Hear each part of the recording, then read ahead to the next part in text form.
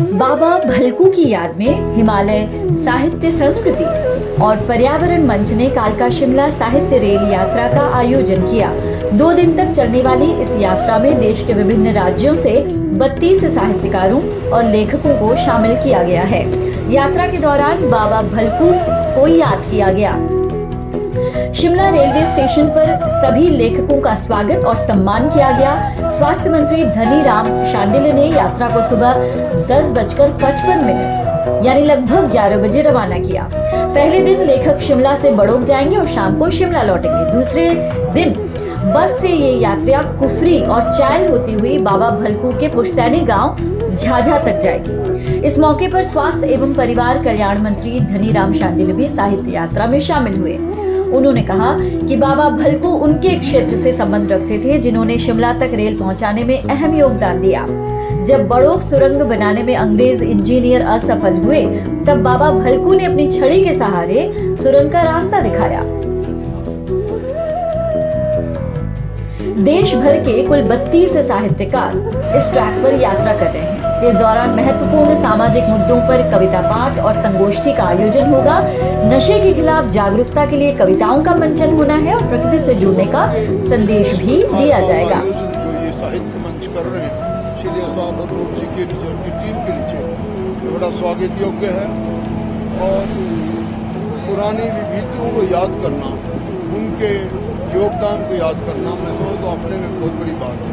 मैंने देखा है कि इसमें लगभग 33 आर्टिस्ट आए हैं जो लिखने वाले भी हैं और उनको सम्मानित किया गया, जिन्होंने पुस्तकें लिखी हैं, अच्छे अच्छे लेख लिखे हैं। मैंने ये प्रार्थना इनसे जरूर की कि इसमें नशा निवारण की तरफ भी ध्यान दिया जाए और जो लेखन हमारी शक्ति है उसमें एक अभियान के रूप में हम जितने भी समाज के लोग कुछ काम कर रहे हैं, पर्यावरण की रक्षा कर रहे हैं या जो आजकल का वातावरण है, आजकल की उनमें सबसे बड़ी समस्या मैं समझता हूँ नशे की है, जो हमारी कल की आने वाली पीढ़ी उनको प्रभावित करती है। खुशी की बात यह है कि ये झाझा गांव में जाएंगे, जो मेरे ही विधानसभा क्षेत्र में एक इलाका है चायल के नजदीक, और उसकी 6ठी जनरेशन को 6th जनरेशन को सम्मानित भी करेंगे। हम हिमालय साहित्य संस्कृति और पर्यावरण मंच के बैनर में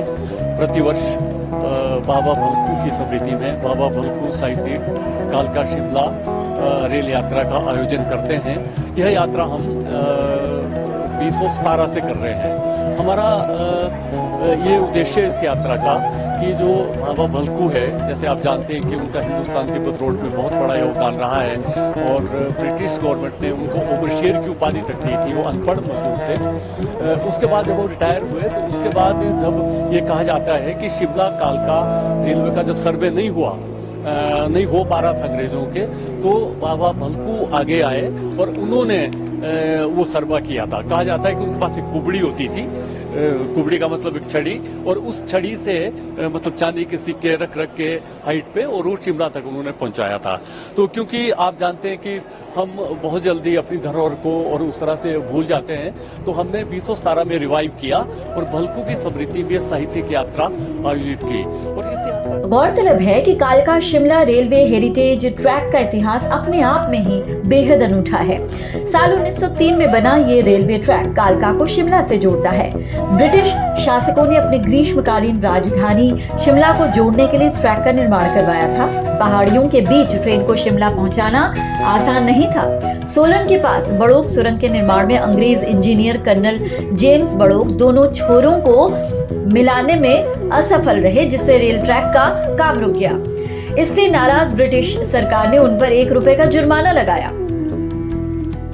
असफलता और अपमान से आहत होकर कर्नल बड़ौद ने खुदकुशी कर ली थी। इसके बाद सुरंग बनाने का काम बाबा भलकू को सौंपा गया।